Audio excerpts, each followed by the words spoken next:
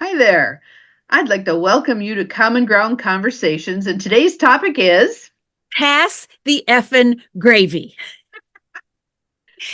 I'm Dr. Bonnie Nussbaum, America's kick ass coach and psychologist, and I'm Dr. JoNeil Conley, and I am a registered nurse plus coach. So I think it's important to say I was a nurse as well. So, yes, absolutely, because those are our ground roots, right? and Yes. what brought us here today is what we've been paying attention to what's going on in our various communities, and people are struggling with difficult people at, first of all, Thanksgiving dinner, and Thanksgiving then is coming. and then therefore. So Yes, I was lucky enough to attend a conference last weekend held by Braver Angels. And if you haven't looked them up, they're at Braver they're Angels. fabulous. And their mission is to bring healing and bring people together and see no matter health in the pancake, there's two sides. And they Yes. presented Reach across the aisle. Yes. and they presented some information, and we're going to share some of theirs and some of ours. Hopefully we can get to the place where you're going to be okay at Thanksgiving dinner. So Yes. Bonnie, I'm going to toss it back to you. So, one of the things we want to start with is this idea that you do not have to be perfect. There's no such thing as a perfect human. Those don't go together, right? So, as you're practicing this stuff and as you're trying this stuff, we weren't taught this stuff. We were taught to be nice, right? So, it's going to take some practice. Be willing to take a whack at it. It's okay if you're not good at it. Just try. Just Mhm. try. And the other, as they called it at Braver Angels, the prime directive, you cannot change your family member or anybody else for that matter. You can work on your response versus reaction. And so we're going to talk about what that looks like. Go ahead, Bonnie. Yes, and the other piece of that is think about how often have you tried to change yourself?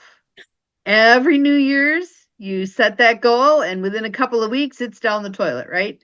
So be kind with your family members because you don't know what they've been trying to change, also. They may realize that some of what they do isn't so hot and have tried to change it.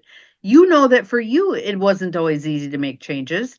Same for them. Let's have some grace here for all of us. Grace being the key word that we want to talk about over the course of this. And a lot of times people are stuck in responding and roles that they fall into. And I don't know about your family, Bonnie, but there are four siblings, and we revert to first, middle, when we're together, we without, it's unconscious. It's And nobody can light you up like a Christmas tree aside from a sibling. true. Push that button. Yeah. Yeah, exactly. And so what we're going to do over the next couple minutes is look at six potential roles that your family member may fall into, or you yourself You might.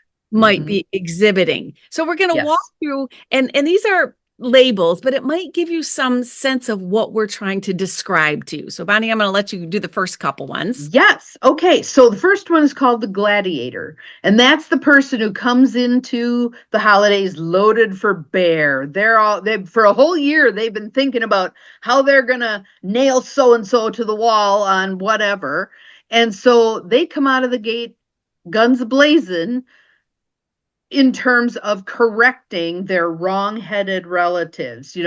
If you're on one side of the political aisle and the gladiators on the other side of the political aisle, they're going to correct your ignorance, kind of a deal. So it could be them saying something like, I'm going to straighten out your political viewpoint here, or something that lets you know that how they think you believe isn't okay with them. Right. So that's the gladiator. Hmm? Next one is the defender. That's the one who counterattacks, who jumps in to do battle with the gladiator. And they're often misrepresenting what the first person said. They're hearing bits and pieces, and we all know that we run things through our filters. And Mhm. so this person is going to say, "So you want such and such? Well, what a dumb idea is that?" And they're going I would want to say this is a tit for tat kind of a person. You say Mhm. this, they're going to say that. Now, I actually know people that no matter what side of the argument you're on, they're going to automatically take the opposite one just for whatever thing is going on with her. So that's the defender. So the next one I'm Okay. going to give to you is the sniper. The next one is the sniper. And both of us, both JoNeil and I have said that, yeah, the sniper is the one that can light us up pretty easily. So this is the person who gets in a dig. So they won't come on full. They'll kind of hiss it loudly to the person sitting next to them, or they'll make it as kind of a baiting comment. So what does our family whatever think about that? It's very provocative, and it's a hit and run. Yeah. It's a hit and run. They get you and then they head off. And if you confront it in some ways, they oftentimes backpedal like crazy. But they take the cheap shots. Cheap shots. Excellent. Excellent. And the next one is the peacekeeper. Now, you might think that's a very noble place to be. I think many of us think, okay, let's just at all costs, let's keep everybody, let's put grandma in this room and Uncle Fred in that room and them in that room. And we spend a lot of time and energy, saying, oh, let's just not talk about anything. And what happens with the peacekeeper is you cut off any kind of dialogue, good or bad. So while you might think being the peacekeeper is the right and the noble thing to do, I want you to really challenge yourself if you find yourself there. And imagine how exhausting that is, trying to keep everybody's mouth shut. Not good. Here, have more pie, Next one is the bystander. And this is the person who's sitting there with their earbuds in. They're on their phone. They're studiously keeping their head down. They're not saying a word about anything because they don't want to get in trouble. So they won't have anything to say. They're just going to keep their mouth shut. Yeah. And then the last one, which we hope we can gently move to, are the engagers. Those are the folks who are trying really hard to have conversations across differences, a little bit different than the peacekeeper who wants to smash everything down.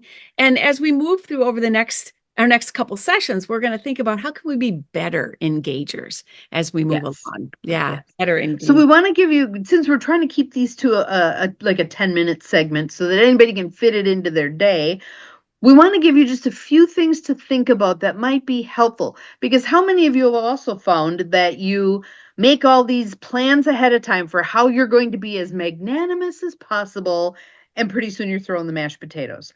So here's some things to think about that might help you shift gears a little bit and gain that necessary distance from what's going on so that you can catch your breath. And we're not aiming for perfection here. If you end up being mediocre, fabulous. Good for you. Good for you. So one of the things I want you to think about is, a year from now, is this going to matter? Yeah. Put it in perspective. Get some distance on it. Is this thing going to matter even a week from now?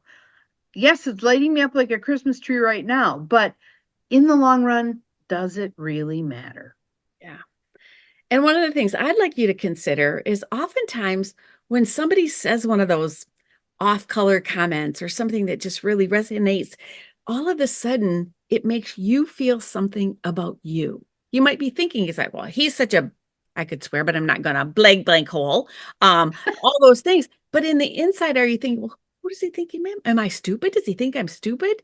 So I want you, if you're able, maybe at the time, think about, okay, he's there, I'm here. What is this making me think about me? Or you might do it later in the day. It might not be something you can handle in the moment, but consider that their behavior triggers, or I use that word, or causes you to respond in a certain way that isn't healthy for you. Right. So in that, just to add a little bit to that, what button is that pushing? And are you ready to disable that button? So that it's time to heal that. It's time to heal that. Well said. The other thing I want you to think about is, these are all fallible human beings. We are all fallible human beings. There's no such thing as the perfect human. So see what you can do to consider, why might this person be coming across the way they are? What's their history? Are they talking smack about women and they've been through 2 divorces and they've got wounds from that? Are they, are they stuck at the bottom of the totem pole, and so they're railing against the people who run the company? What's going on in that person's life that might account for their less than stellar behavior?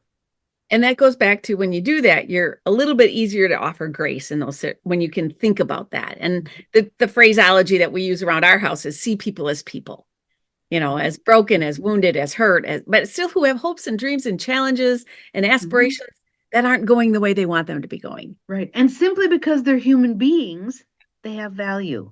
Yeah. They're a sentient being. They have value simply because they exist. And at the end of the day, I'm going to tell you something my mother always told me in these circumstances. Sometimes you have to bite your tongue till it bleeds. Because sometimes just let it go. Just let it go if you can. That's perfect. Yeah, it's not worth it. My friend Sue always says, "Is this a ditch I'm willing to die in?" Yeah. Exactly. So that kind of wraps us up for this segment. Hopefully you got some good ideas. We'd love to hear your comments. Please put them in the feed and we'll get back to you as we see comments coming through. But have a wonderful Thanksgiving. Yes. At least have a moderate Thanksgiving, whatever works for you. Exactly. It's one day. Mm-hmm. All right. Watch out for part 2. We'll be on there soon.